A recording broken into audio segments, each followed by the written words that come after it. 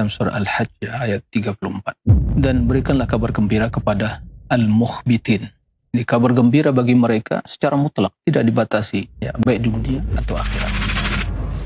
Saksikanlah kajian Islam ilmiah di Roja TV dan Radio Roja. Simak Radio Roja Bogor 100.1 FM, Radio Roja Majalengka 93.1 FM, Radio Roja Palu 101,8 FM, dan Radio Roja Bandung 104.3 FM. Menebar cahaya sunnah.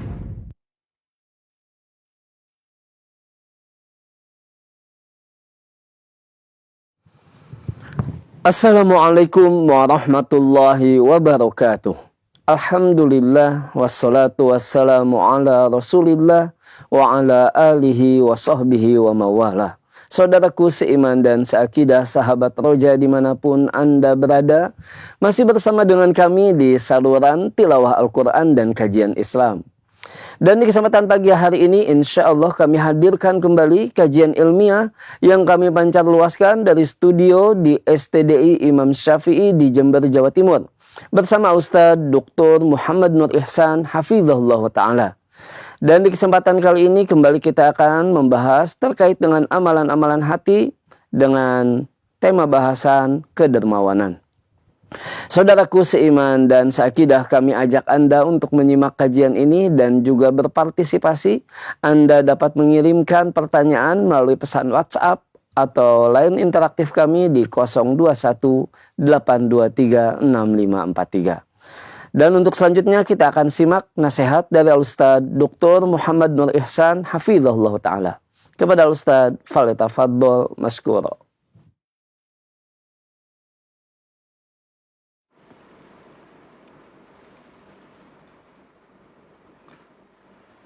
Bismillahirrahmanirrahim. Assalamualaikum warahmatullahi wabarakatuh. Alhamdulillahi rabbil alamin.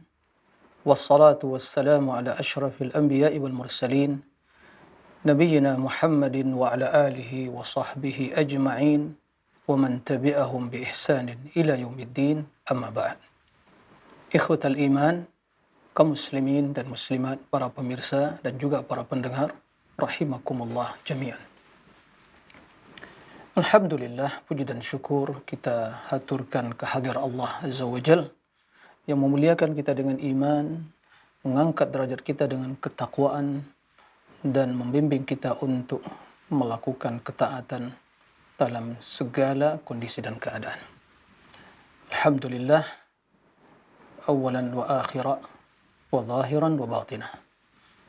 Salawat dan salam untuk Nabi yang mulia, Nabi Muhammad sallallahu alaihi wasallam. Allahumma salli wa sallim ala abdika wa rasulika Muhammad. Ikhwatal iman, kaum muslimin dan muslimat, para pemirsa dan juga para pendengar rahimakumullah jami'an. Kembali kita melanjutkan pembahasan tentang amalul qulub. Amalan-amalan, sifat-sifat yang akan menjadikan hati kita hati yang mulia, hati yang suci, hati yang dekat dengan Allah Subhanahu wa ta'ala. Di antara sifat yang akan memperbaiki hati dan jiwa kita, yang akan mengangkat derajat kita di sisi Allah Subhanahu wa ta'ala, sifat kedermawanan. Al-Imam Ibnu Qayyim rahimahullahu ta'ala menyebutkan hal ini dengan ungkapan beliau, manzilatul ithar, kedudukan ithar, yaitu mengutamakan orang lain dari dirinya. Dan ini merupakan salah satu sifat yang muncul dari hati yang suci, jiwa yang bersih, yang diungkapkan oleh Imam Ibnu Qayyim dengan istilah yang lain, yaitu manzilatul jud was-sakha wal-ihsan, yaitu kedudukan al-jud, kedermawanan, sakha, yang pemurah, kemudian al-ihsan, kebaikan. Beliau Imam Ibnu Qayyim rahimahullah memulai pembahasan dengan menyebutkan firman Allah Subhanahu wa taala dalam surah Al-Hasyr ayat 9 yang bercerita atau yang menjelaskan tentang kepribadian kaum Ansar yang mereka semua adalah penghuni penduduk kota Madinah, dan bagaimana sikap mereka terhadap saudara-saudara mereka kaum Muhajirin yang datang dari Mekah ke Madinah, termasuk Rasulullah SAW tentunya yang paling utama. Allah Subhanahu wa taala menjelaskan kepada kita potret yang mulia itu, ya, bagaimana kedermawanan mereka yang melebihi, ya, segala tingkatan kedermawanan.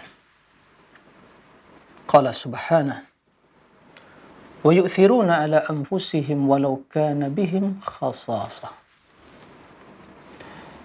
Mereka, yaitu kaum Ansar, penduduk Madinah, yu'thiruna ala anfusihim, ya, mengutamakan, ya, saudara-saudara mereka dari kaum Muhajirin ala anfusihim, dari diri mereka.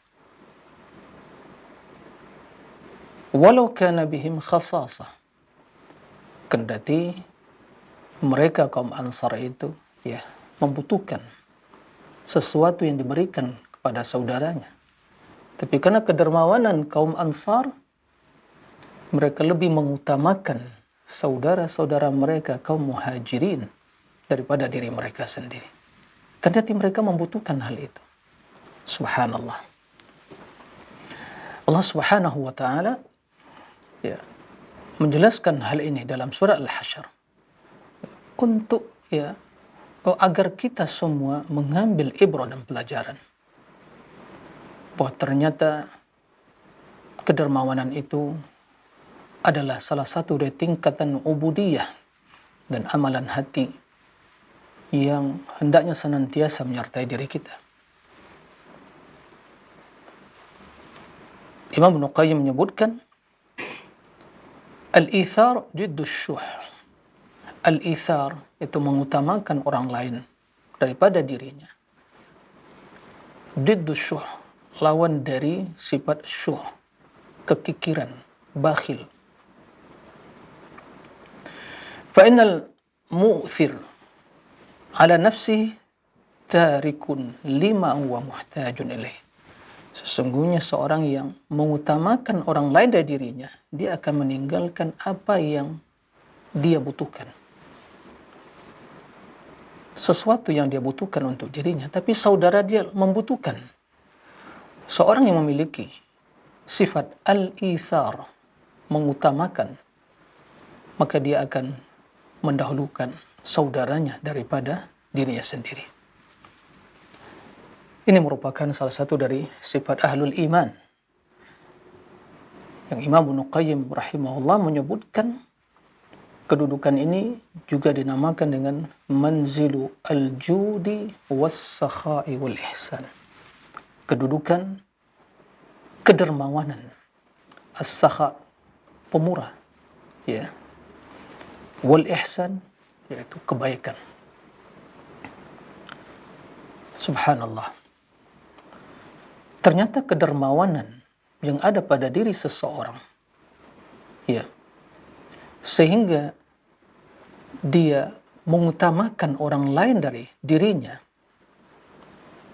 ternyata yang demikian itu lebih mulia, lebih utama dari kedermawanan seseorang, ya, dalam memberikan sesuatu.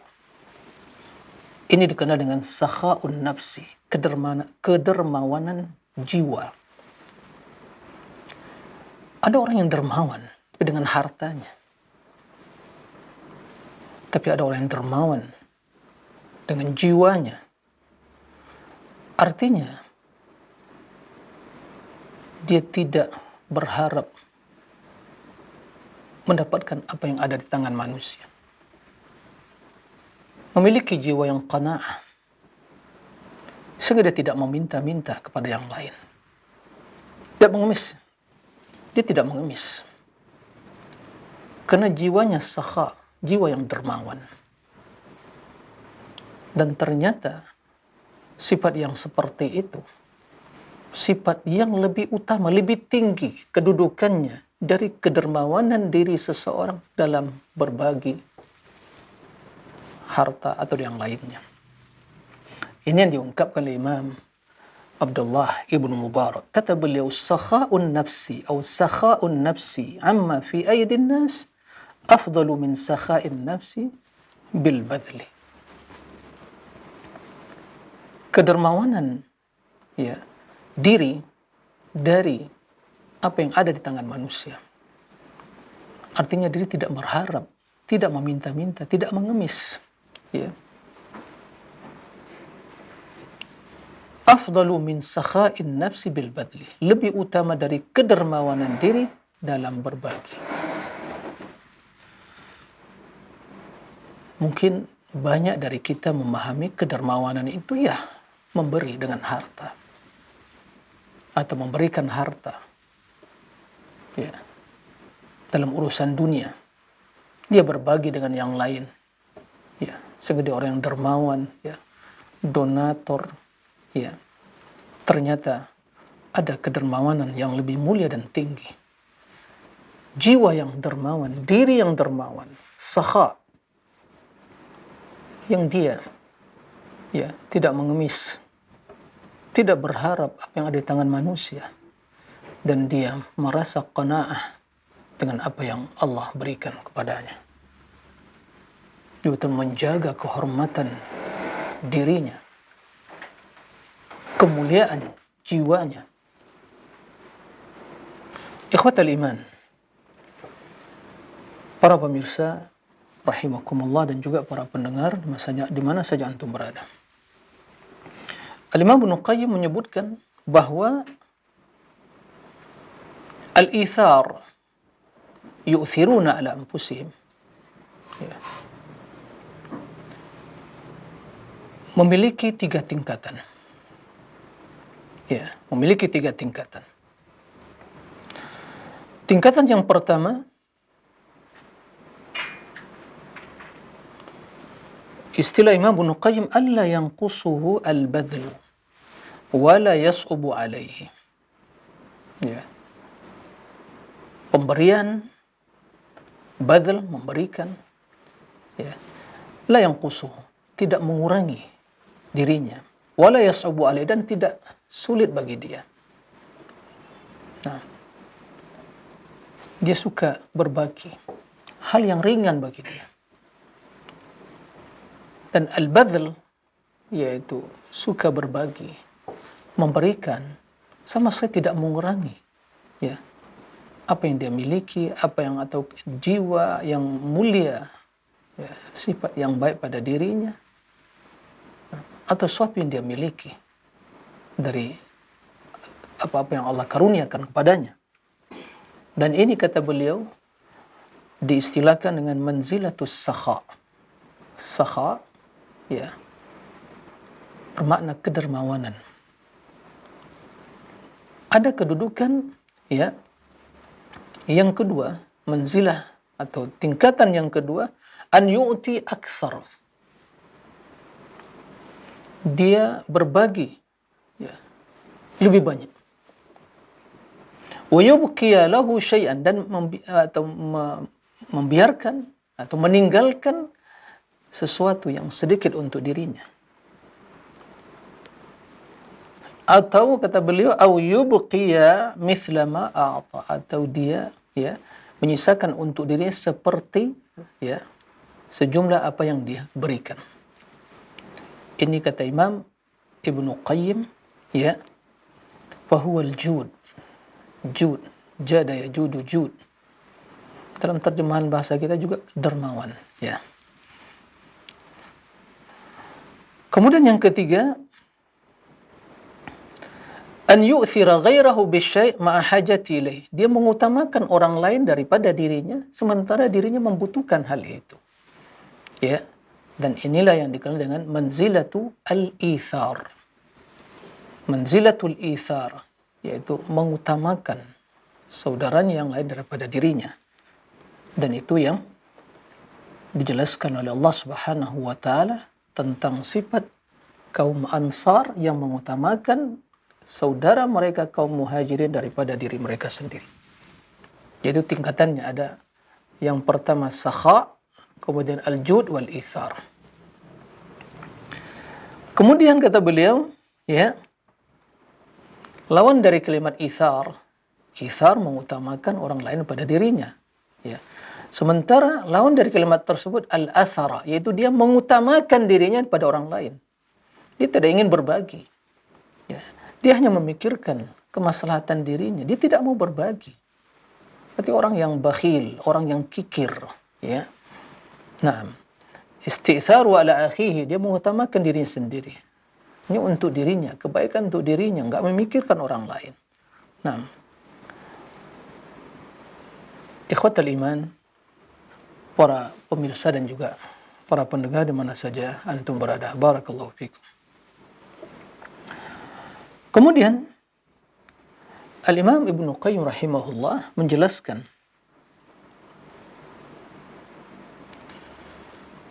bahwa tingkatan al-jud, kedermawanan itu ya bukan satu tingkatan.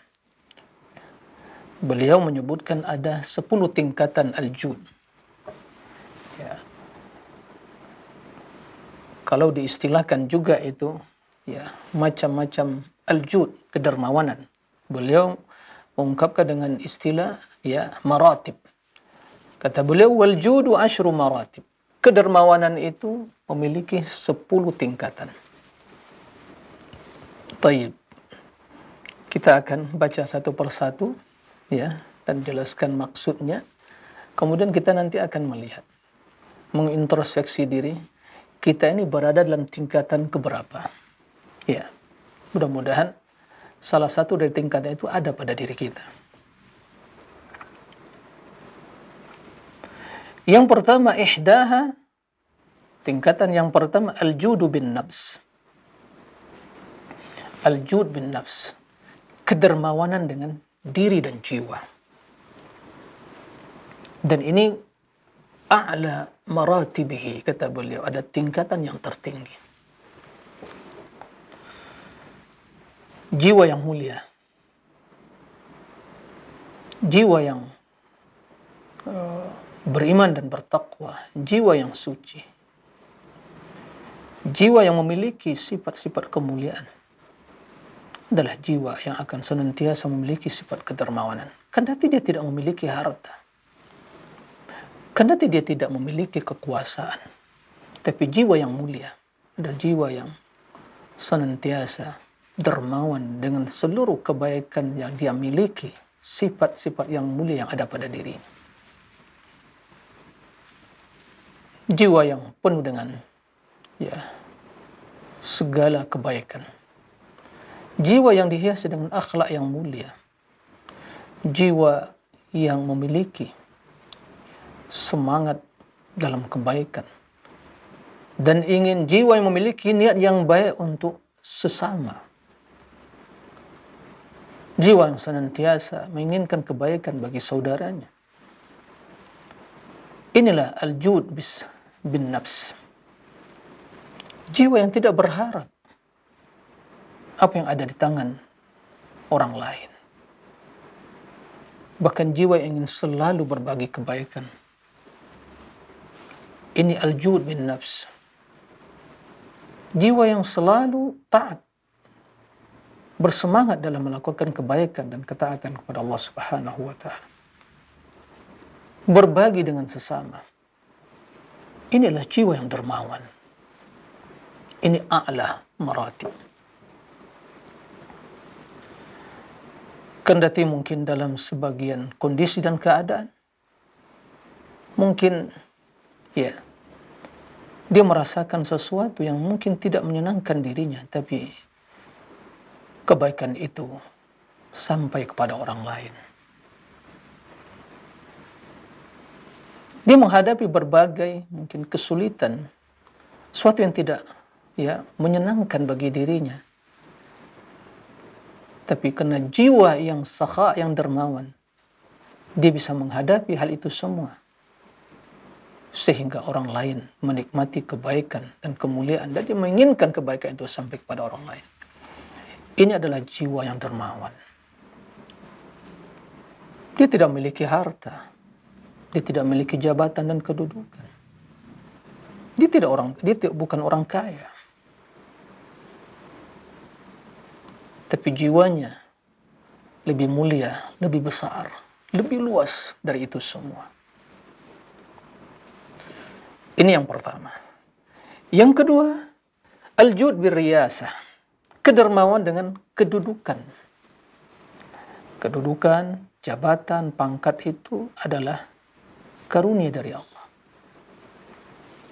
Dan seorang yang dermawan, dia bisa memanfaatkan kedudukannya, jabatannya, ya, untuk memudahkan urusan orang lain. Ya. Untuk menjadi wasilah, ya, kemudahan bagi orang lain, memudahkan urusan orang lain. Dia amanah memegang jabatan itu. Dia gunakan, ya, wewenang dia, nah, kedudukan dia, keputusan dia untuk memberikan kebaikan, berbagi kebaikan pada orang lain. Dia tidak memiliki harta, tapi kedudukan yang Allah berikan kepadanya, dia gunakan untuk kebaikan. Dia berpikir bagaimana kedudukan tersebut menjadi wasilah, ya, untuk kemaslahatan orang banyak, memberikan kemudahan, tidak menyulitkan urusan mereka, tidak membuat keputusan-keputusan yang merugikan orang banyak atau yang hanya menguntungkan diri sendiri. Tidak demikian. Itu orang yang bakhil. Dia berpikir kedudukan hanya untuk memperkaya dirinya, untuk memperkaya anak keluarganya, ya, untuk memperkaya atau berbagi, ya, jabatan, kedudukan untuk kolega-koleganya, dan seterusnya. Tidak demikian. Itu orang yang bakhil dengan kedudukan. Orang yang dermawan dengan kedudukan dia, pangkat jabatannya, betul-betul dia gunakan untuk kemaslahatan orang banyak. Ya. Subhanallah. Ini tentu tidak semua orang yang bisa melakukan. Kita yang tidak memiliki jabatan, ya, tentu ini sesuai dengan tingkat jabatan seseorang. Mungkin presiden, mungkin menterinya, mungkin kepala staf ini dan seterusnya, ya. Atau mungkin gubernur, atau bupati, camat, dan seterusnya. Ya. Atau jabatan masing-masing di kampus, rektor mungkin, atau pembantu rektor, atau dan seterusnya. Ya. Mereka memiliki kedudukan. Dia permudah urusan manusia, bukan dipersulit. Ya. Dia, ya, berjalan sesuai prosedur dan aturan. Ya. Tidak membedakan manusia dalam, ya, memberikan apa yang menjadi hak mereka, baik itu bagi keluarganya atau kelompoknya atau komunitasnya dan seterusnya. Dia berjalan sesuai aturan, memberikan kemudahan. Ini adalah kedermawanan dengan kekuasaan. Ada tingkatan juga dari kedermawanan itu, al-jud bi rahatihi wa rafahiyatihi. Kedermawanan bi rahatihi, dengan kesenangan dirinya, kemewahan dirinya. Masya Allah, ada orang-orang yang memiliki sifat yang luar biasa. Dia mengorbankan kesenangan dirinya, kemewahan dirinya, ya, kemewahan hidupnya demi kemaslahatan orang lain. Boleh jadi mungkin kurang tidurnya. Ya. Kenapa? Demi memikirkan kemaslahatan orang lain. Apalagi kemaslahatan tersebut berkaitan dengan kaum mukminin secara khusus, agama Allah, ya, atau manusia secara umum. dia bergadang memikirkan kemaslahatan bagi orang lain. Naam, dia tidak bisa menikmati tidur yang nyenyak. Tapi orang lain merasakan kemaslahatan itu. Ini kata beliau Imam Ibnu Qayyim, jud bi rahatihi. Naam, seorang pasti menginginkan ketenangan. Ya, dia merasakan rafahiyah, ya. Ketenangan, kemewahan, kemudahan. Tapi ada orang yang memiliki jiwa yang besar, memiliki sifat kedermawanan yang luar biasa. Dia mengorbankan ketenangan dirinya demi kemaslahatan orang lain. Karena dia berpikir dalam hidup ini, tidak satu pun yang sia-sia dalam hidupnya. Selagi dia mampu memberikan kebaikan bagi orang, kenapa tidak? Ini al-jud bi rahatihi. Tingkatan yang selanjutnya, ya, al-jud, macam-macam dari al-jud, yaitu kedermawanan itu. Al-jud bil ilmi wa badli. Kedermawanan seorang dengan ilmu dan berbagi ilmu. Subhanallah. Ya. Ini tentu keutamaan bagi orang-orang yang memiliki ilmu. Dermawan dengan ilmu. Dia berbagi kebaikan itu. Dia bersungguh-sungguh untuk menyebarkan ilmu. Ya. Mungkin orang lain tidak menuntut ilmu tersebut. Orang lain tidak bertanya kepadanya, tapi karena kedermawanannya dia ingin selalu berbagi ilmu dan kebaikan tadi. Ya. Dan termasuk dalam hal ini, ya, dalam konteks keilmuan, mungkin ada yang bertanya suatu masalah, tapi dia memberikan jawaban yang lengkap, komprehensif. Sehingga yang bertanya, ya, merasakan atau gembira dengan jawaban tersebut, karena dia mendapatkan berbagai jawaban dari berbagai sisi. Kendati pertanyaan mungkin sangat global, satu pertanyaan, tapi dia jelaskan secara gamblang, detail, ya, dan secara sistematis, sehingga yang mendengar, subhanallah. Dan ini luar biasa, al-jud, kedermawanan dengan ilmu. Tentunya demikian itu, ya, kan bisa diberikan oleh orang-orang yang Allah karuniakan kepadanya ilmu. Sampai beliau menceritakan bagaimana, ya, keberadaan guru beliau Syekhul Islam Ibnu Taimiyah dalam hal ini, kata beliau, suatu yang sungguh sangat menakjubkan sekali. Bagaimana beliau ditanya satu masalah dalam ilmu, kemudian beliau sebutkan pendapat mazhab-mazhab, ya, para ulama dalam hal ini, bagaimana sumber perbedaannya, dan perkataan yang rajih, yang kuat, dan hal-hal yang menjadi konsekuensi dan sisi-sisi yang berkaitan dengan pendapat tersebut, yang kata beliau, ya demikian itu lebih bermanfaat dari sekadar pertanyaan, satu pertanyaan orang yang bertanya tadi. Sehingga yang bertanya sungguh merasakan, ya, suasana yang luar biasa, senang, gembira, karena mendapatkan berbagai jawaban, penjelasan, kendati pertanyaan hanya satu. Dan yang dijelaskan oleh seorang imam tadi, ya, banyak hal-hal yang berkaitan atau di luar yang ditanyakan. Dan ini al-jud, dermawanan. Nah, hendaknya setiap orang yang Allah berikan ilmu hendaklah berusaha menjadi orang-orang yang dermawan dengan ilmunya. Karena manusia, apalagi zaman sekarang ini, manusia sangat butuhkan ilmu. Nah, manusia sungguh sangat yang canggih dan teknologi dan berbagai media. Tapi ilmu sesuatu yang sangat dibutuhkan dalam hidup ini. Nah, kemudian yang kelima, tingkatan yang kelima, al-jud bin naf'i bil jah. Ya. Yaitu kedermawanan, ya, memberikan manfaat bil jah, dengan kedudukan dia. Tadi pangkat jabatan, ini kedudukan, ya, kedudukan sosial. Ya. Ketokohannya. Nah, dia orang yang didengar, orang yang dihormati, tokoh masyarakat, panutan umat, tentu memiliki kedudukan di tengah masyarakat. Maka dia sangat dermawan, ya, menggunakan kedudukannya, ketokohannya, status sosialnya di masyarakat untuk berbagi kebaikan. memberikan syafaat, kemudian dia menemani seseorang, membawa seorang untuk datang kepada mungkin penguasa atau orang lain, memberikan ya syafaat untuk kemudahan urusan seseorang. Ya, ini termasuk juga al-jud, yaitu kedermawanan.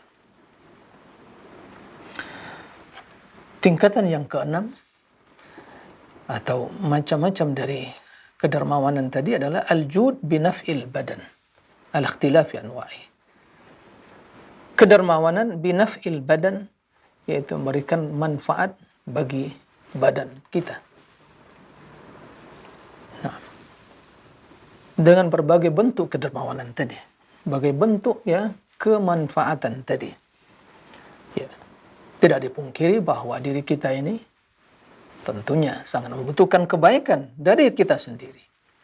Ya, begitu banyak persendian yang ada dalam diri kita, dalam jasad kita, maka semua hal itu membutuhkan kebaikan dari diri kita sendiri. Ya, setiap hari, tatkala terbit matahari, semua persendian yang ada dalam jasad kita membutuhkan kebaikan dari kita sendiri.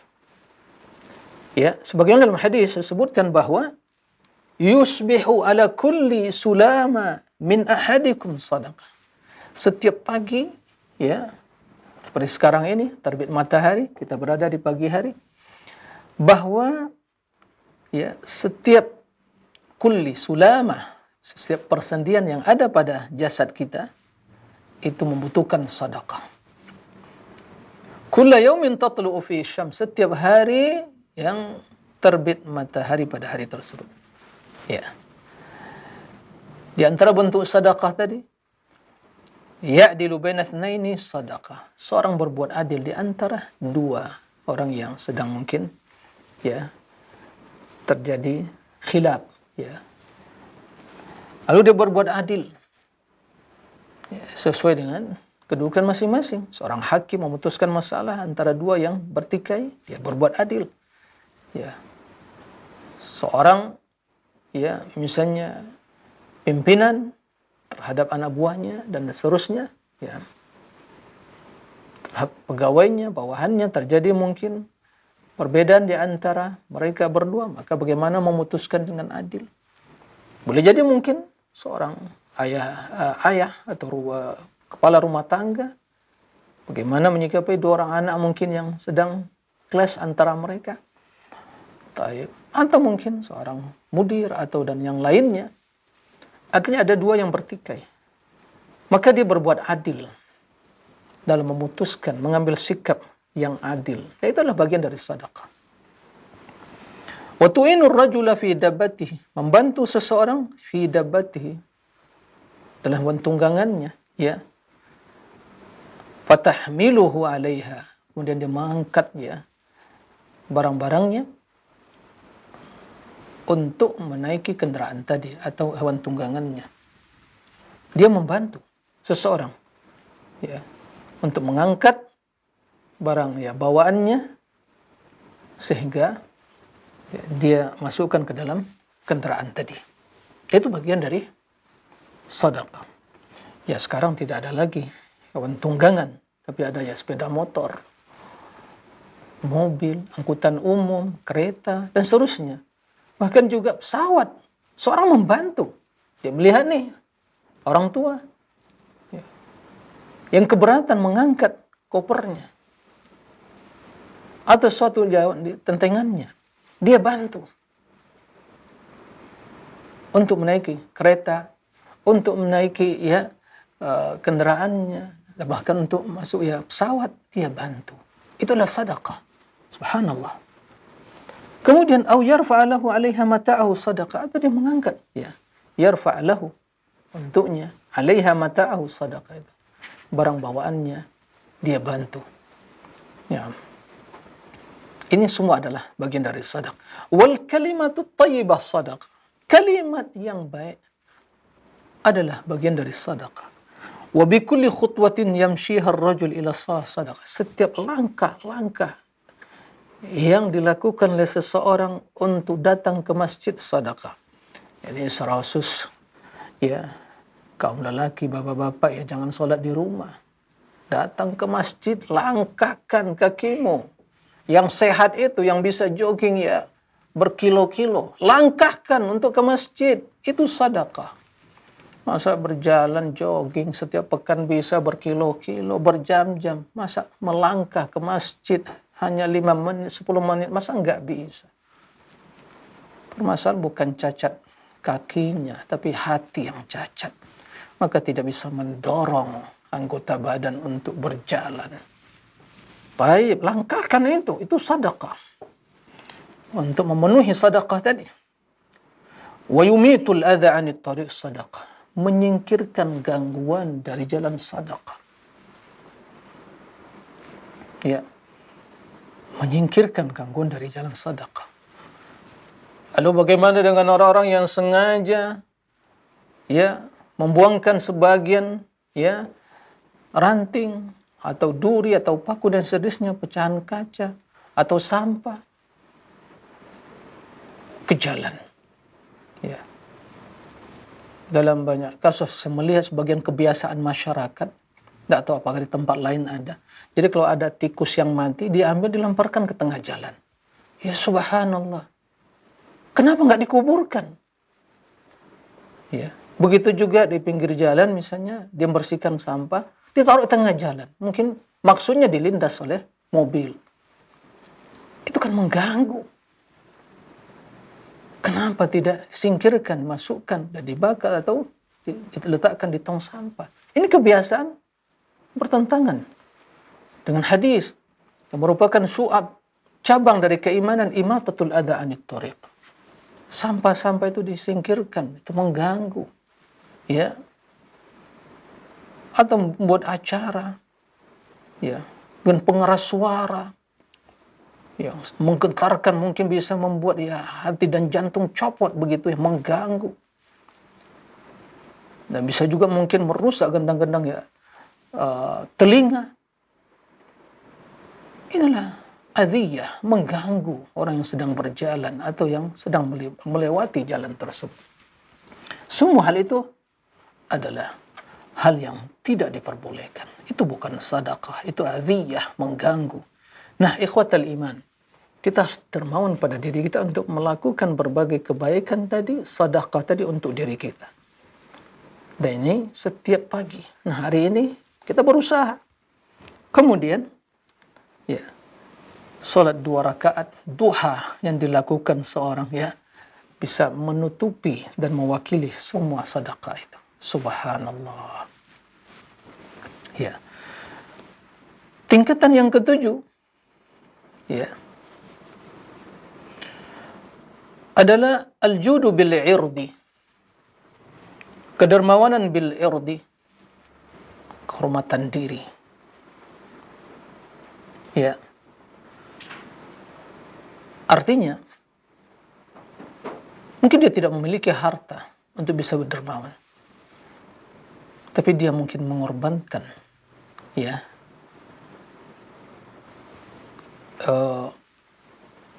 dalam catatan kehormatan dirinya sehingga lebih mengutamakan memaafkan orang lain. Kendati orang lain mencela dia, mencaci dia, memaki dia.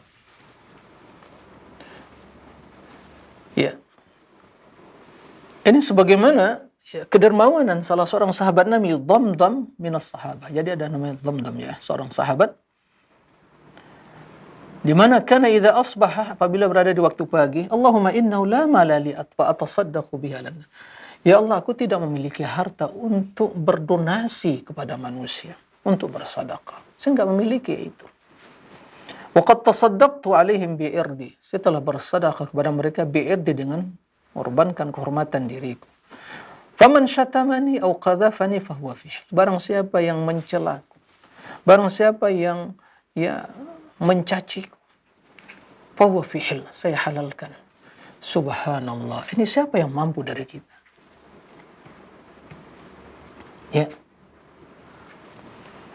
Yang sering terjadi sampai-sampai ya terjadi pembunuhan, pertumpahan darah, kelahi dan macam-macam, baco ya. Permusuhan yang diwariskan pada keturunan. Kenapa? Masalah kehormatan diri. Gitu ya. Puluhan mencela saya, mencaci saya, dendam diturunkan pada keluarganya, turun-temurun. 7 keturunan dendam tadi diwariskan. Dan syaitan terus selalu menghiasi, ya, memupuk dendam tadi, terus makin bertambah. Apa yang terjadi? Dia tidak akan pernah, ya, merasakan ketenangan hati dan jiwa.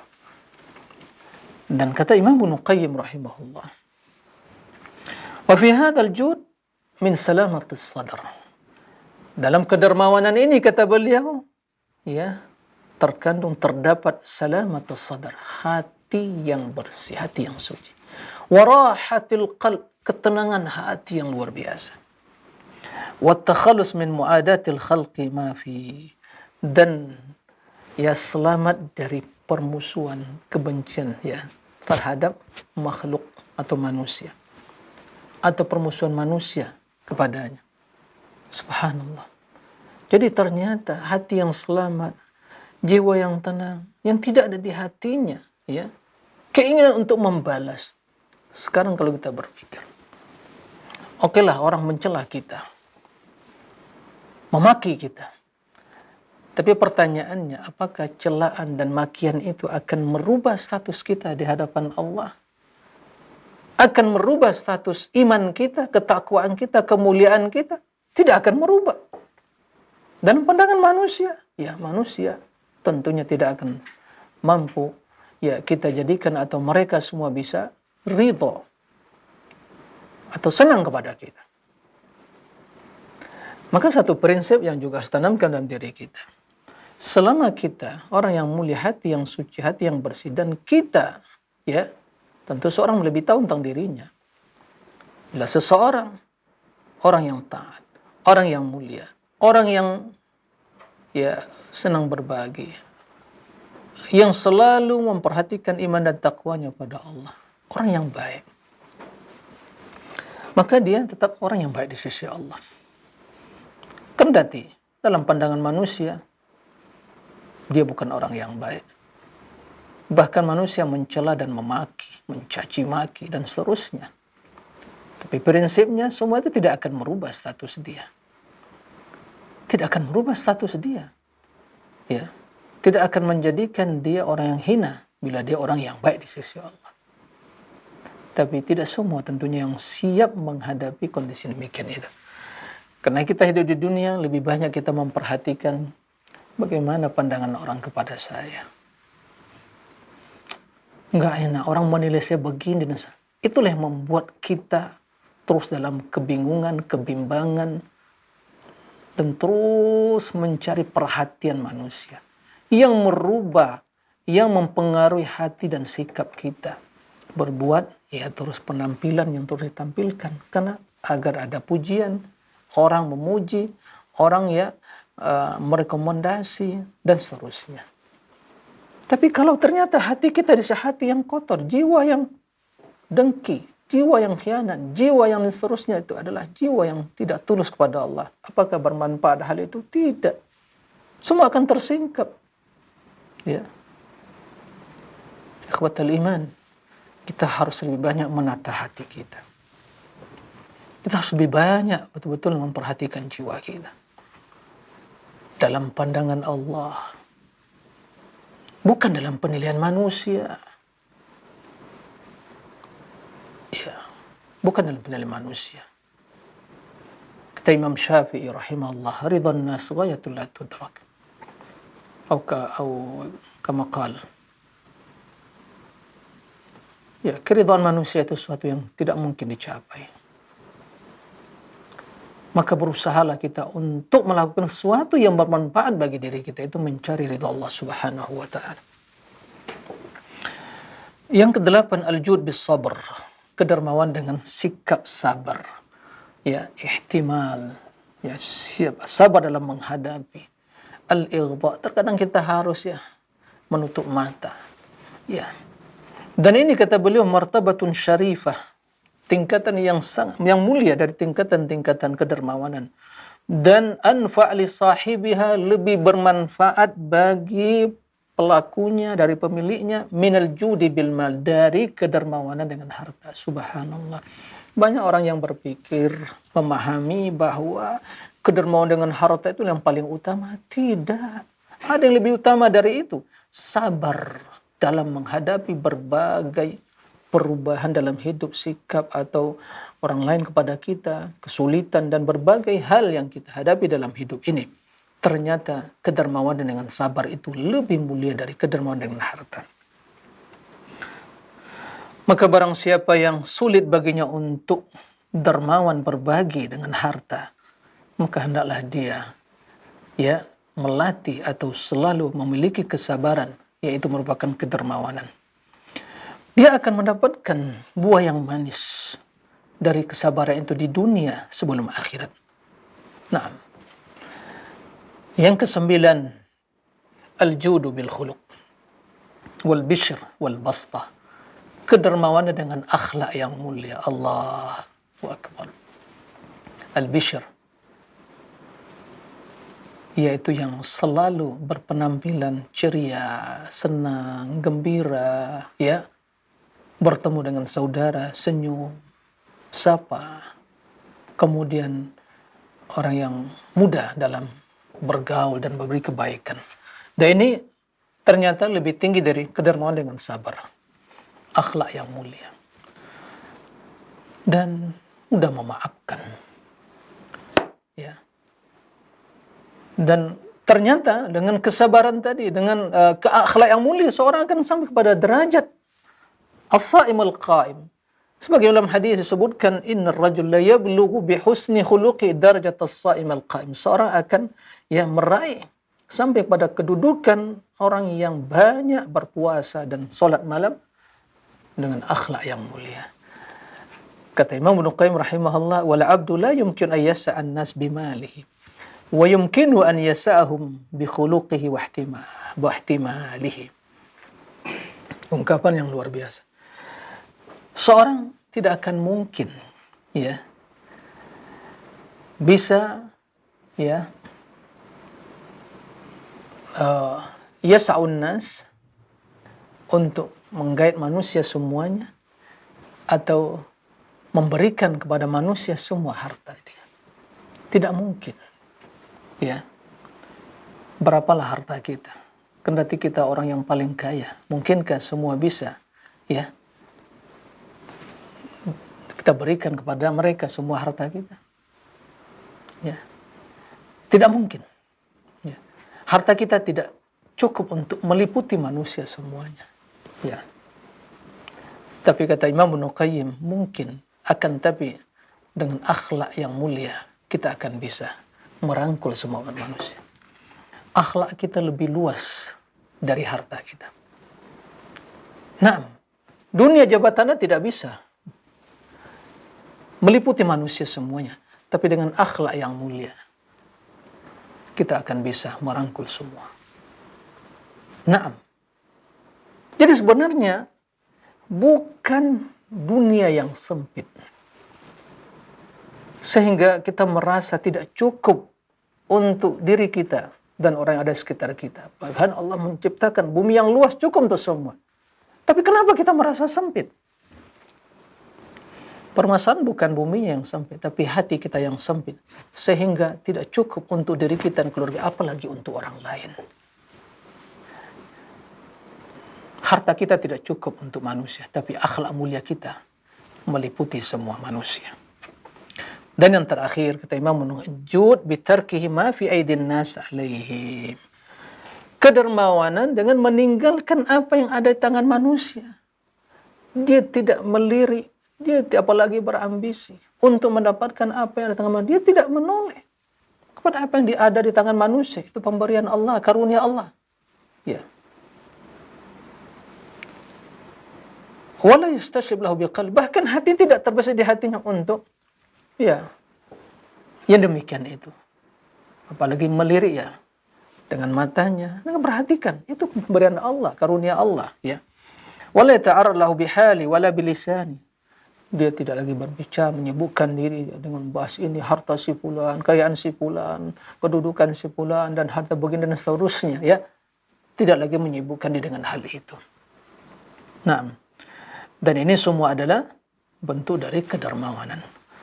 Ikhwatal iman, dan semua tingkatan dari kedermawanan itu akan memiliki, ya, memberikan efek positif bagi hati seseorang dan kondisinya. Nah, mari kita senantiasa melatih diri untuk memiliki sifat kedermawanan tersebut, dan barang siapa yang dermawan berbuat baik, Allah akan menambah kebaikan baginya. Tapi barang siapa yang kikir, yang bakhil, tidak memiliki sifat kedermawanan, menahan kebaikan yang ada pada dirinya, Allah akan binasakan dia dan binasakan, ya, karunia yang ada atau nikmat yang ada pada diri dan tangannya. Ya, mudah-mudahan kita menjadi hamba yang dermawan dengan segala apa yang kita miliki, dengan segala perbedaan kebaikan yang kita miliki. Allahumma amin. Demikian, wallahu a'lam. Jazakallahu khairan kami sampaikan kepada Ustaz Dr. Muhammad Nur Ihsan hafizahullah ta'ala yang telah memberikan nasihatnya kepada kita terkait sifat kedermawanan yang ternyata lebih luas dari yang kebanyakan kita duga. Dan bagi Anda sahabat Roja dimanapun Anda berada yang ingin memperdalam dan mempertanyakan soal terkait dengan kajian kita di pagi hari ini, silahkan Anda dapat berpartisipasi dengan mengirimkan melalui pesan WhatsApp di 021-823-6543 atau melalui line telepon di nomor yang sama. Baik Ustadz, kita akan angkat pertanyaan pertama melalui pesan WhatsApp Ustadz. Dari Bapak Muhammad Amin di Ogan Ilir, Sumatera Selatan. Assalamualaikum ya Ustadz.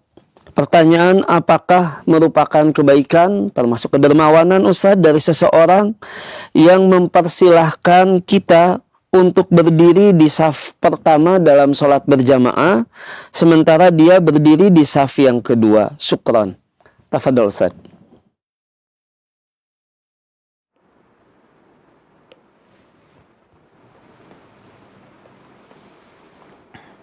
Ya, terima kasih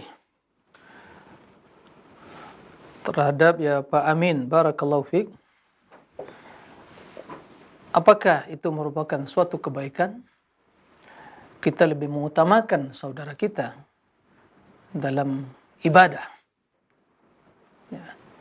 Seperti contohkan tadi, ada saf pertama kosong. Kemudian kita melihat saudara kita, apa kita mengutamakan diri dia? Dalam hal ini, ya tentunya kita yang lebih utama. Karena Rasulullah SAW menjelaskan bahwa ya saf yang pertama saf lebih utama. Di dalam hal yang merupakan itu ketaatan, maka semua kita berlomba-lomba menjadi orang yang pertama. Ya. Tapi dalam hal urusan ya kita berinteraksi dalam harta dan dunia, kita harus menjadi mengutamakan orang lain.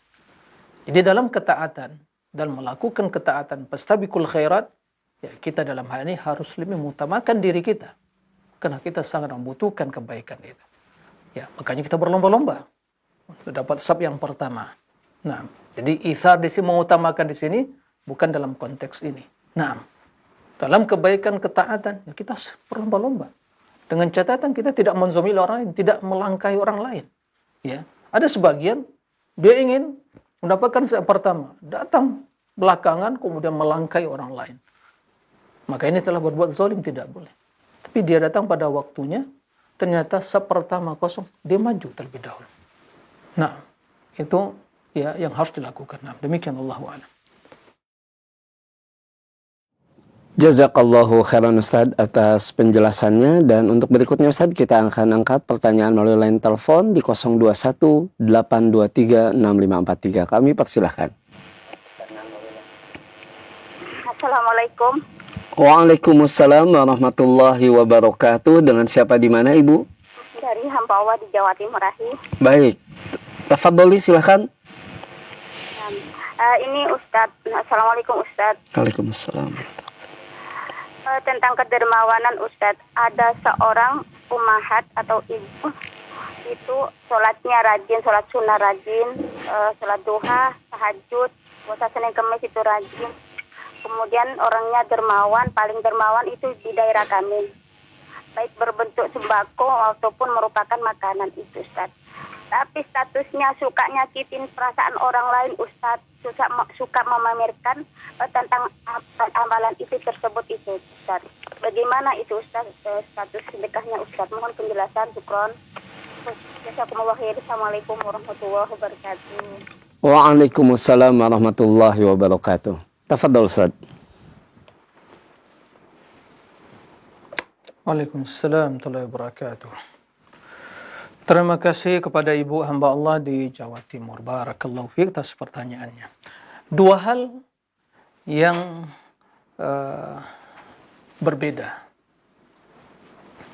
Yang pertama, kedermawanan, Masya Allah dia sholat, rajin, berdonasi, ya mudah-mudahan itu memang dari hartanya. Dan ini hal yang baik, hal yang positif.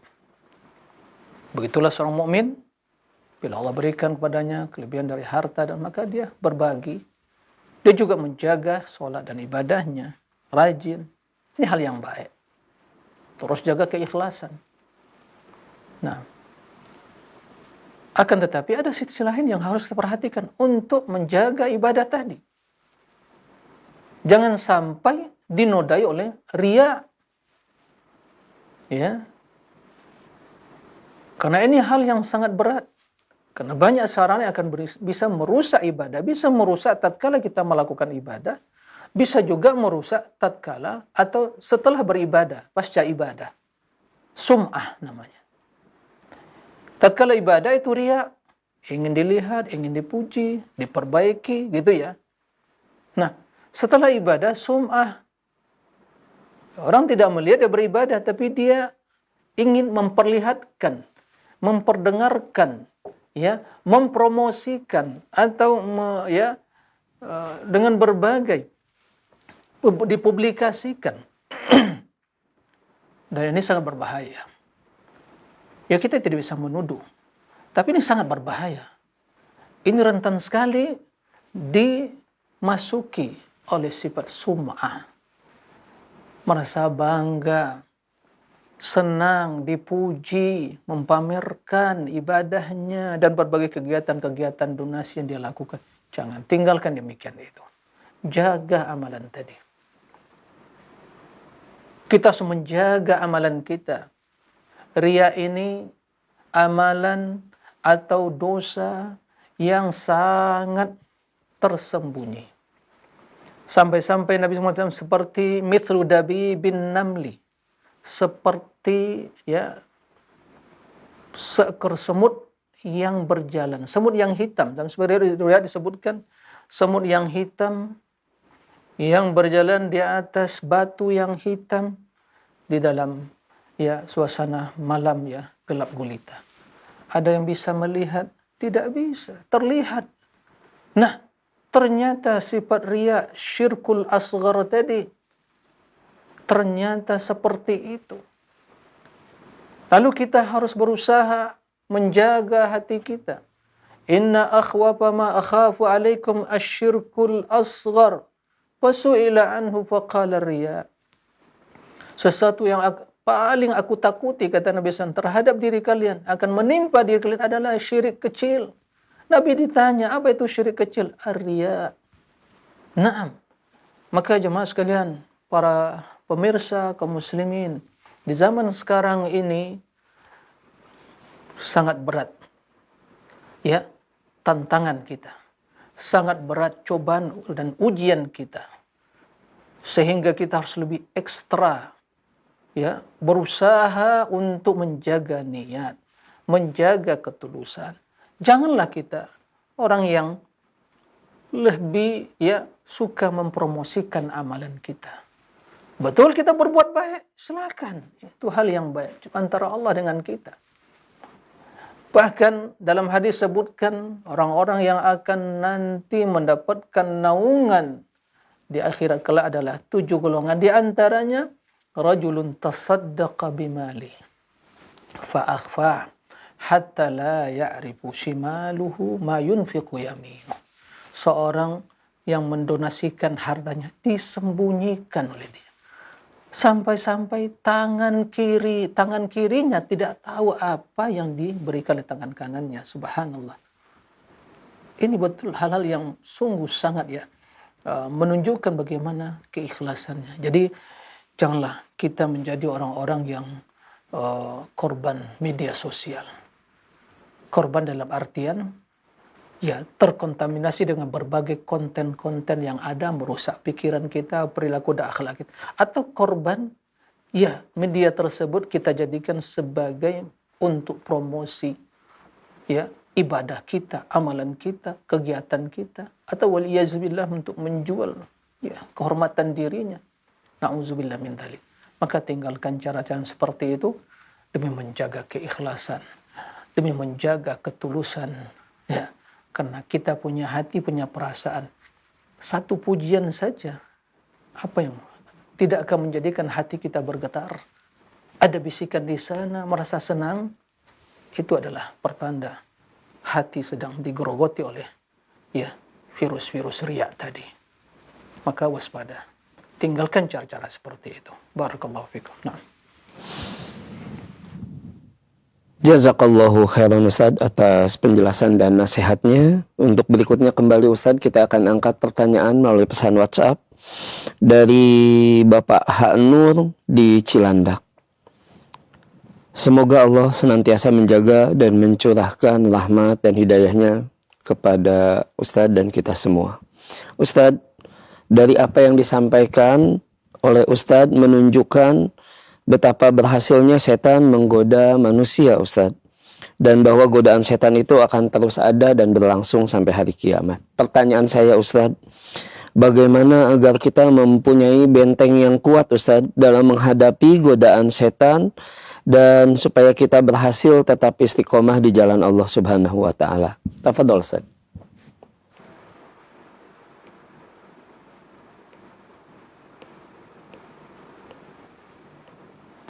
Ya. Terima kasih kepada Pak Anur di Cilandak. Barakallahu fiik atas pertanyaannya. Betul sekali bahwa syaitan tidak akan pernah diam. Syaitan tidak akan pernah tidur. Diam untuk menyebarkan provokasi, untuk menyebarkan berbagai syubhat, berbagai syahwat, dan juga akan menyebarkan perangkap-perangkapnya dengan berbagai cara. Tidak akan pernah bosan. Tidak berhasil dan gini dia terus mencari cara yang lain. Semakin tinggi tingkatan keimanan seseorang, ketakwaannya, maka dia semakin berat cobaan dan ujian, serangan dari syaitan, iblis dan bala tentaranya untuk menggoda seseorang. Nah, oleh karena itu, selama hayat di kandung badan, selama kita masih beri kehidupan, sampai akhir hayat kita sedang berjuang. Mujahadah. Mujahadah menundukkan syaitan, mujahadah menundukkan diri kita. Karena syaitan sering berkolaborasi dengan diri kita. Nah, maka muncul kejahatan tadi. Lalu bagaimana sikap kita? Apa yang harus menjadi modal kehidupan kita dalam membentengi diri dari godaan dan gangguan tadi? Yang pertama, tentunya berlindung kepada Allah. Kita ini lemah. Allah yang maha kuat.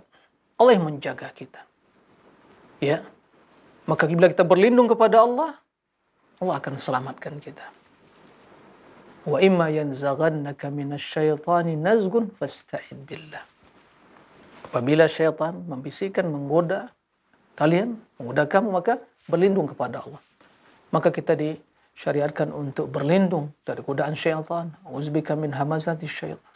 Na'am wa yahdurun. Berlindung dari berbagai bisikan-bisikan syaitan. Qul a'udzu birabbin nas. Qul a'udzu birabbil falaq. Qul a'udzu birabbin nas, malikin nas, ilahin nas, min syarril waswasil khannas. Alladzi yuwaswisu fi sudurin nas minal jinnati wan. Jadi ini yang pertama, isti'adzah, berlindung kepada Allah. Nah, bertawakal kepada Allah. Ini poin yang pertama. Yang kedua, untuk terus memupuk keikhlasan dalam diri kita.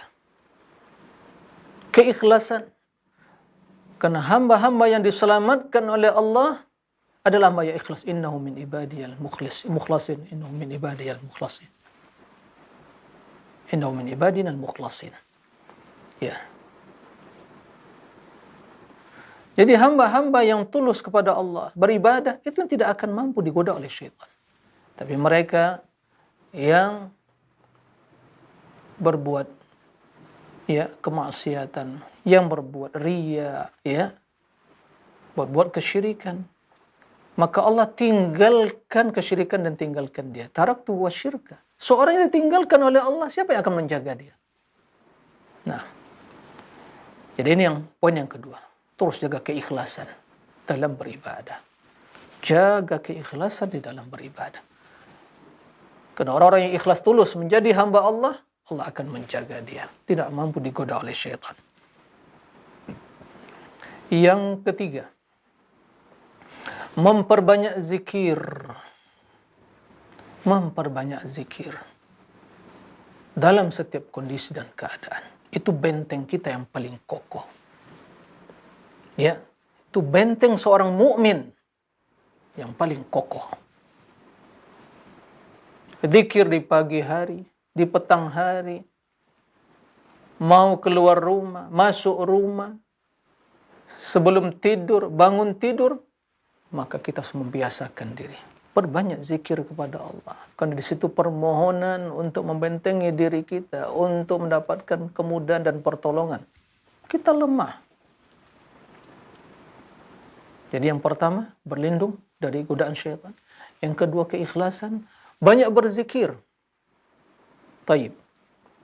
Dan yang keempat, bekali diri dengan ilmu. Hadir majelis ilmu, pelajari ilmu. Karena ilmu akan menjaga kita. Kebodohan akan menjerumuskan. Dan syaitan itu akan berkolaborasi dengan orang-orang yang jahil. Orang yang bodoh. Maka ada syaitan dari kalangan jin dan manusia. Nah, orang-orang yang bisa digoda oleh syaitan, orang-orang yang jahil.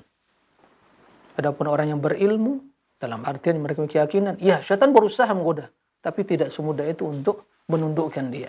Karena dia memiliki keyakinan bahwa apa yang jadi godaan syaitan itu semua kebatilan.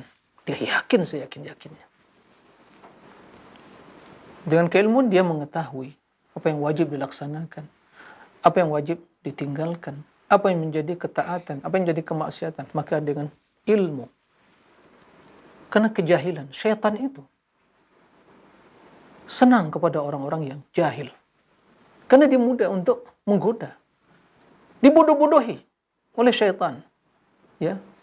Bahkan sebagian pernyataan, pemahaman, ideologi yang tidak masuk akal, tapi karena kebodohan, maka dia terima. Jadi akalnya sudah tidak berfungsi lagi, karena kejahilan tadi. Maka penting ilmu dalam hidup kita untuk menjaga kita dari berbagai penyimpangan, kejahatan tadi. Yang selanjutnya, kita harus memilih sahabat, teman, komunitas yang baik. Maka bi'inillah kita akan termotivasi untuk berbuat baik. Tapi bila komunitas yang jahat, kita akan terjerumus dalam kejahatan. Nah, berhasil syaitan untuk menjerumuskan kita. Yang terakhir adalah menutup semua celah-celah, wasilah-wasilah, jalan-jalan yang akan menjerumuskan ke dalam perangkap syaitan tadi. Di zaman sekarang ini luar biasa. Dimudahkan oleh Allah. Mana ada dahulunya. Zaman kita kecil. Zaman nenek-nenek kita.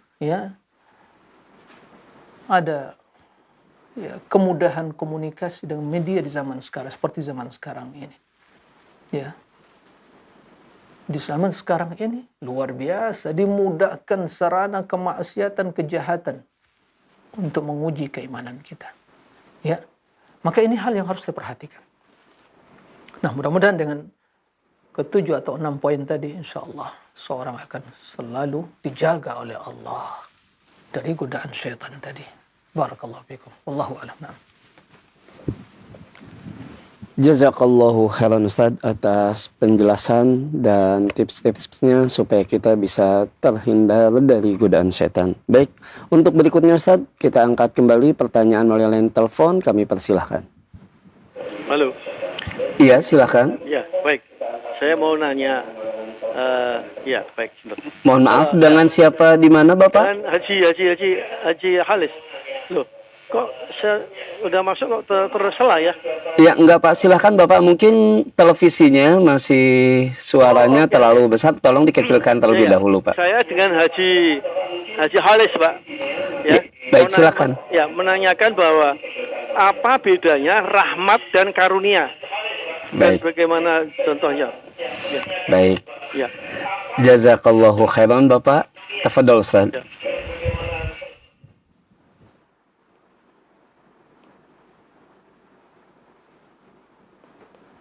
Nah, baik, terima kasih. Rahmat dan karunia. Nah, sering kita mendengar semoga Allah melimpahkan rahmatnya dan karunia-Nya kepada kita, gitu ya. Petunjuk, hidayah, taufiknya begitu ya. Nah, jadi rahmat itu tentunya ya antara rahmat dan karunia. Rahmat ya bahasa rahmat. Karunia itu ya mungkin minnah atau fadlun gitu ya. Dan tidak diragukan bahwa rahmat itu ya lebih luas. Ya.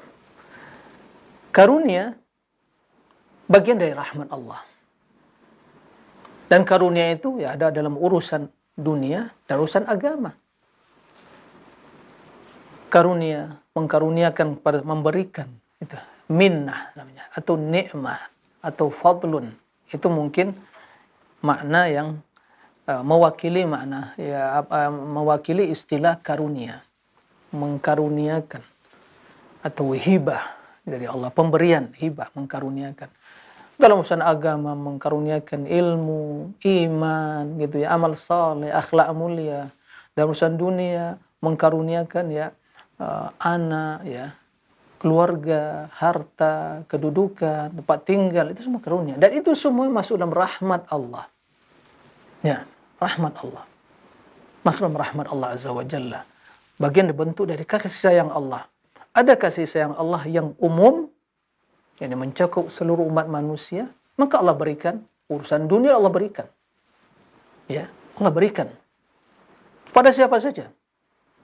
Muslim, kafir, orang soleh, orang fajir, orang ya fasik, diberikan. Ini rahmat Allah yang umum. Tapi rahmat yang spesial yaitu bagi bimbingan dan taufik Allah, petunjuk Allah bagi mereka yang beriman, beramal saleh, dibimbing untuk beriman, dibimbing untuk beramal saleh, berakhlak mulia. Ini rahmat yang spesial. Dan itu pun juga bagian dari karunia Allah. Jadi saling bertautan ya. Istilah-istilah seperti itu saling bertautan ya. Taufik, hidayah, rahmat, karunia, yaitu nikmat. Nah, dan rahmat Allah bagi hamba yaitu rahmat dalam si iman, ilmu adalah karunia Allah yang paling utama. Karena ada rahmat di sana yang umum tadi, berikan makanan, minuman, ya, sandang, pangan dan seterusnya. Dunia diberikan kepada orang kafir. Ya. Tapi itu bukan karunia yang mulia. Kenapa? Karena karunia yang mulia adalah iman, takwa, amal saleh. Jadi itu mungkin ya perbedaan antara rahmat dan karunia. Jadi ada sisi keumuman dan kekhususan. Dari satu sisi dia umum, dari sisi khusus, gitu ya. Rahmat adalah rahmat yang spesial, yaitu iman, takwa adalah karunia Allah yang termulia, nikmat Allah yang termulia, rezeki Allah yang termulia. Nah, kemudian rahmat, karunia Allah ya dari sisi dunia dan ada mencakup rahmat Allah yang lebih umum. Nah, jadi ada keterkaitan dan ada dari sisi ya makna yang lebih umum dan makna yang lebih spesial. Nah, demikian wallahu a'lam. Jazakallahu khairan Ustaz atas penjelasannya, dan berikutnya kembali kita bacakan pertanyaan yang melalui pesan WhatsApp Ustaz. dari seorang ibu, tidak disebutkan di mana, izin bertanya Ustadz, bagaimana sikap kita terhadap saudara yang selalu merasa kekurangan Ustadz?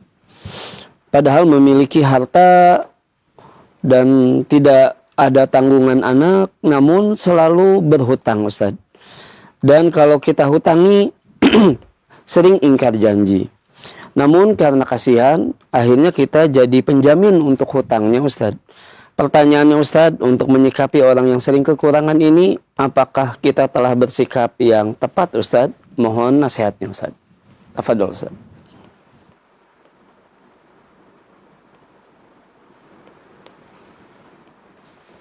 Baik.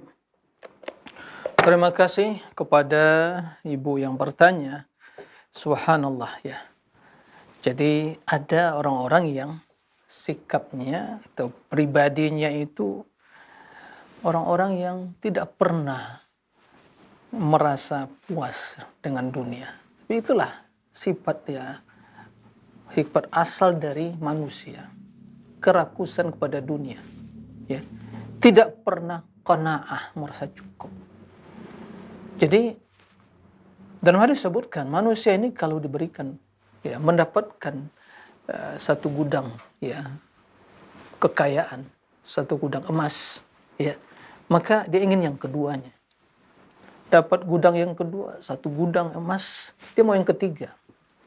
Itulah dunia, tidak akan pernah membuat seorang puas. Dia akan puas berhenti mengejar dunia, mencari dunia tatkala ya mulutnya telah disumbat dengan tanah, artinya dia telah mati, baru puas. Nggak ada lagi peluang untuk mencari hal itu. Satu sikap yang harus kita miliki dan wajib kita berusaha untuk ya menanamkan dalam diri kita sifat qanaah. Sifat yang selalu memiliki rasa kecukupan terhadap pemberian Allah. Ya. Itulah orang yang kaya. Adapun seorang yang tidak memiliki sifat qanaah, dia akan selalu merasa kurang. Lalu mengemis terus seperti itu. Karena menjadi orientasi dia ya Ustaz, makan minum. Sebatas itu. Padahal apa yang Allah berikan kepada dia, kesehatan, kemudahan, ketenangan, keamanan, dan kecukupan. Dalam setiap harinya, di pagi ada yang dia cicipi, sarapan pagi, di siang dia bisa makan, malam bisa, kemudian bisa beribadah. Dia tidak memikirkan hal itu. Yang penting bagi dia ya bagaimana makan, minum, harta, duit, dan seterusnya. Ini orang yang tidak qanaah. Maka apa yang terjadi? Terus ya memperbanyak hutang. Karena dia tidak merasa cukup. Sehingga tidak pernah atau mungkin kurang syukurnya. Kalau dia banyak bersyukur, ditambah oleh Allah. Tapi diberi oleh Allah, enggak disyukuri, mungkin tidak digunakan.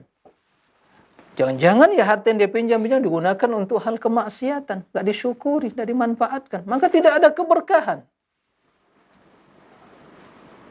Maka dia tidak mensyukuri. Ya, kalau tidak disyukuri, enggak ditambah oleh Allah. La in syakartum la azidannakum, wa la in kafartum inna adzabi lasyadid. Kalau kalian bersyukur, aku tambah, kata Allah.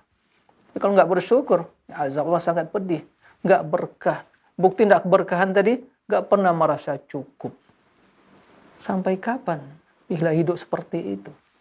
Maka tanamkan, sampaikan kepada dia, hiduplah qanaah. Karena qanaah itu perbendaharaan kekayaan tidak akan pernah sirna. Dalam ungkapan al-qanaah kanzul la tafna, kanzul la yafna. Ingin menjadi orang yang paling kaya, mudah. Enggak perlu menjadi orang yang paling kaya atau memiliki harta melimpah ruah. Cukup dengan 3 cara. Yang pertama, kalau di pagi hari bangun, alhamdulillah, berdoa, ya Allah sehat.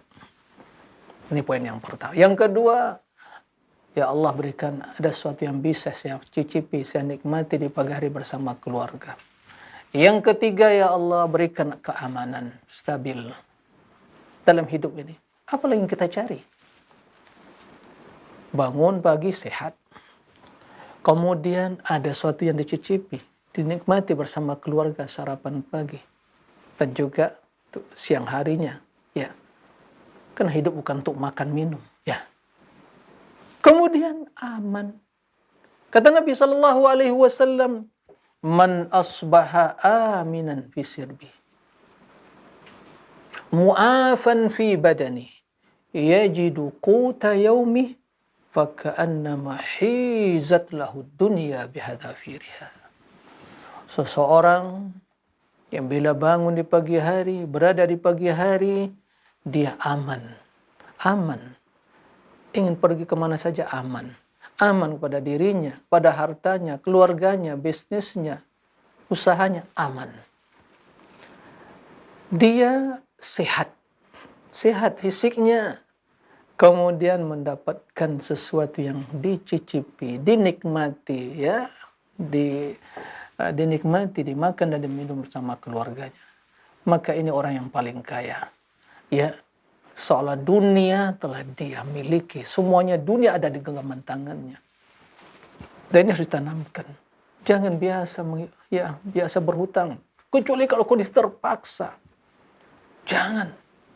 Hutang itu akan mendatangkan, ya, kebimbangan, kebingungan. Dan seringkali seorang membuat dia berdusta untuk menutupi hutang tadi. Ya, buktinya seperti itu. Itu banyak terjadi. Nah, kan apabila dia telah berhutang mudah, tapi begitu dia melihat sulit, berat untuk memberikan, karena dia lebih mencintai harta tadi. Sulit untuk membayarnya, ditunda. Lalu untuk menutupi proses penundaan tadi, dusta. Oh, belum ada, apa? Sudah ada. Tapi karena cintanya kepada harta nggak mau membayar hutang tadi. Ditunda lagi. Jangan. Ini orang yang hidup sengsara dan tersiksa. Ya. Oleh karena itu, ibu yang bertanya, ya, nasihati dia. Sampai kapan hidup seperti itu?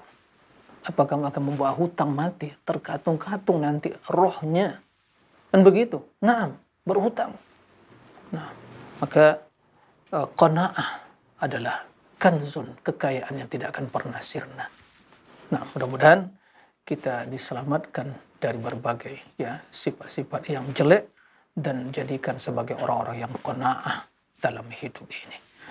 Allahumma amin. Demikian, mudah-mudahan bermanfaat. Itulah yang bisa disampaikan pada kesempatan yang mulia ini. Wa sallallahu wasallam ala nabiyina Muhammadin wa alihi wa sahbihi wasallim. Walhamdulillahi rabbil alamin. Wassalamualaikum warahmatullahi wabarakatuh.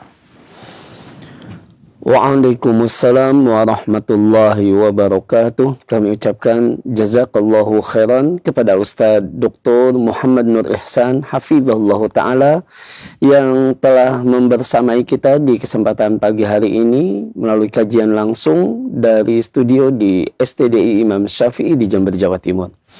Jazakumullahu khairan kami juga sampaikan kepada Anda sahabat Roja dimanapun Anda berada. Semoga kita dapat mengambil ilmu dan menjadikannya ilmu yang bermanfaat, yang memperbaiki amal-amal kita dan dengannya kita mendapatkan keridhoannya.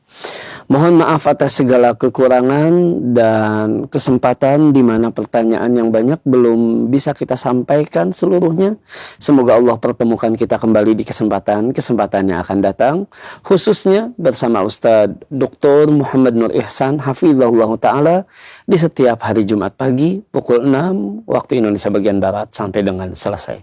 Kami mohon maaf atas segala kekurangan dan undur diri. Wassalamualaikum warahmatullahi wabarakatuh.